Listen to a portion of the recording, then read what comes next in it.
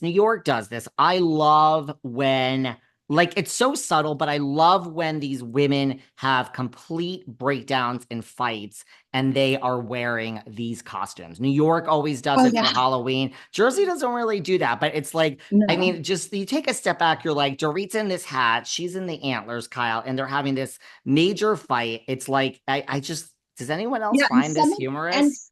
and even though a lot of people online didn't really get the costumes idea because they didn't really get the theme behind the ball, those outfits they were wearing were very expensive. They were unique. They were some of them were those were one of a kind pieces, you know? I mean, I just thought it was a fabulous party all around. The way she put it together, the theme behind it, you know, there was a story there.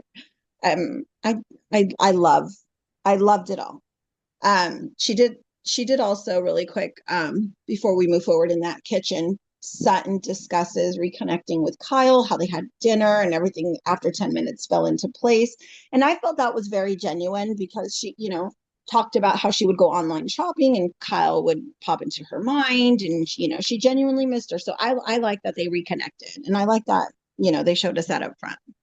I love that. And I love too, like this early scene, like right after that scene with like Sutton and Tilly, like in the store with Erika and Dory. I love that it's clear right away that Erika is going to be the one in the middle this season, but she's doing it so well. I mean, Yeah. look, she really is friends with Dorit and she really is friends with Kyle. It's not like a role she's playing. And Yeah. I just think she's also like every season, like, thank God it's not about me. Like we already did that for a whole season. It was hell. So, but I Yeah. think I like Erika in the middle, and she's really funny, Erika, where she's like, she just did an interview somewhere and they said, what's the difference between your first season and this season? And she's like, well, I was rich then. That's really funny. And like the interviewers laughed and she laughed. But even when she's like in her confessional, which mind you, these confessional looks are like Erika's confessional look with this like half pink eyeshadow is like hilarious. And I love when she's like, and this is what I brought to my new house. And by the way, if you want to see what I didn't bring, just go online. It's all available for auction. It's really funny. Yeah. And you know what I love? I know there, you know, I didn't really get into like the juice behind what happened with Erica and her ex. I just know she survived all of that turmoil. And I thought it was a little ironic that we saw her in mogul shopping for her home, given her financial history. So, like, I'm questioning to myself, can she really afford that $60,000 box? Like, and she wants to buy two, like, you know, so I just thought it was a little bit create weird, but I love that she had Dorit there with her because it just lays the groundwork. And let me tell you one more thing about Erica. I love the tone of her voice. I love it. There's something so special to it. But anyway, What yeah, that we she's like serious. I mean, I love someone on the cold side. That's just me. I just love that she's just matter of fact. Like that's what I love. yes, and then the tone of it, the way it sounds. It's not high pitch. It's really like deep almost. I love it. And she's so pretty. I call her the Hollywood, like the Beverly Hills Barbie. Well, we don't want to say Hollywood because those are two different worlds, but she's They like a are little two Barbie different doll. worlds. But yeah, her voice tone is so beautiful. But yeah, we see them there, and then she jumps in, Dorit coming in hot, and I just didn't agree. I love that she's giving us the reality of it all, but I don't like that she went in on PK in regards to the alcoholism. But that's reality TV for you. You're not going to hide. I mean, I don't know if the man's an alcoholic or not. I just think if you're protecting the children to stay on national television, he's an alcoholic. Yikes.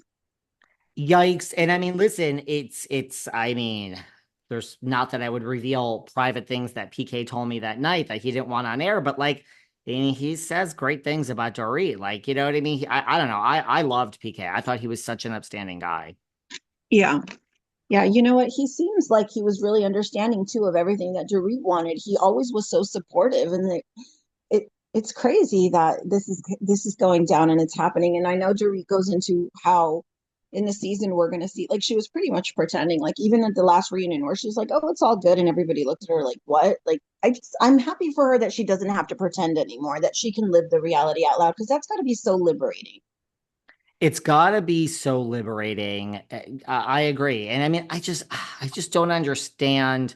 I just don't understand this divorce really, or this separation. But I mean, let's face it. I mean, I mean, it doesn't seem like they're getting back Yeah. together anytime soon, you know? I don't think so. No, and then we see the sit down between PK and Mauricio, and he shares his side of the separation, which was, contradicting what Dorit was telling Kathy and Erika as to why.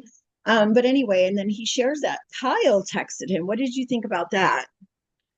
Like, I thought that that was okay because it's like, look, this whole narrative has been out there forever that, like, Dorit and Mauricio and PK and Kyle, like, I mean, and they've asked Kyle and Dorit both in interviews, and they're both just like, that's crazy. Like, I think it's okay, right? Like, I don't think it's anything weird because they're all kind of friends.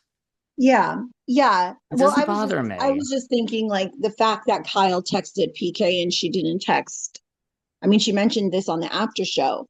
She didn't want to text Dorit because she was worried that Dorit was going to show the text message. But I kind of thought like, oh my gosh, that's so sad because here we are, talking about Kyle not wanting to be manipulative, but yet she's holding back on a text message being sent because she's afraid that it's going to come out. Why not just put something soft and sweet? So if she does show it, it's not going to reflect bad on you. But at the same time, here's Kyle Richards, who told the whole world her sister was an alcoholic. So, I mean, it was kind of manipulative on Kyle's part, I thought. And it was crazy on the after show that she even said that out loud. Like, I kind of didn't want to send it because I was worried she was going to show it.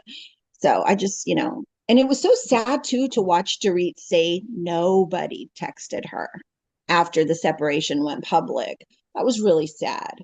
Really, really sad. That was telling. Like, right, nobody texted her. And I think that's why people are loving Dory because, like, right, she comes in, she's like, we're getting separated. He's a full-blown alcoholic, whether he is or not. What else could I tell you? And then Erika, what was Erika saying about Kyle? And she's like, no, it seems more like manipulation than whatever. I forgot the exact statement, but Yeah. Erika was like, it seems like this. And Dory was like, no, it seems like manipulation, not this. So, I mean, look, a lot of this audience feels that Kyle has been manipulating for years. And I think that's why they're just like, this is the Dorit we've been waiting for. This is relatively similar to her first season, although not like this.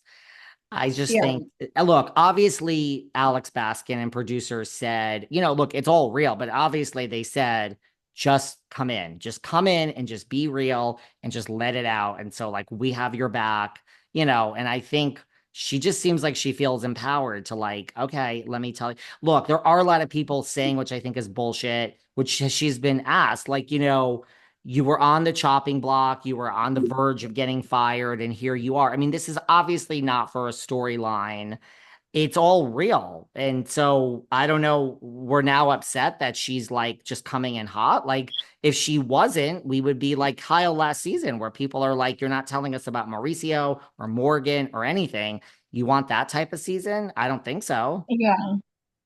Yeah, it's so crazy. Like I even see a lot of reports online, people saying that Dorit's home is in foreclosure, but I you also saw see that. I mean, there's also reports out there that contradicts that, that's saying no, they're caught up on payments, but the house isn't theirs, that it's investors.